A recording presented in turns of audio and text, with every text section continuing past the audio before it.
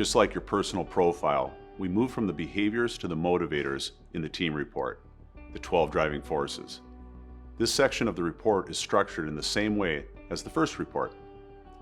First, you'll see the definitions of each of the 12 driving forces, then one page describing each of them in detail.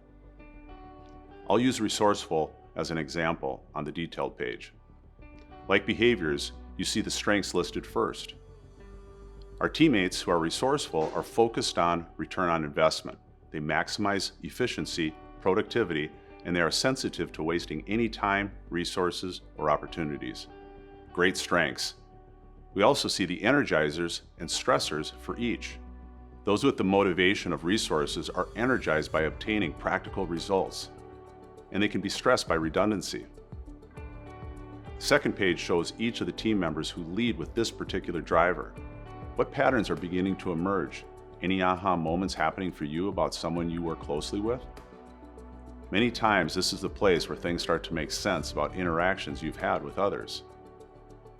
Maybe you've had conflict with somebody on your team, and now you see that you have the opposite driving forces as the other member. Even if you have the same personality style, the difference in a driving force can make things challenging. Or what about the opposite?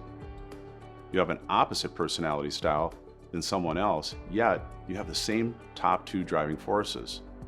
You've always understood that member of your team more than anyone else and couldn't quite put your finger on it.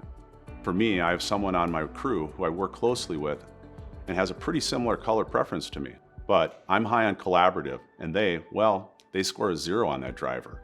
Well, this hasn't caused conflict for us. It has been challenging at times to get work done.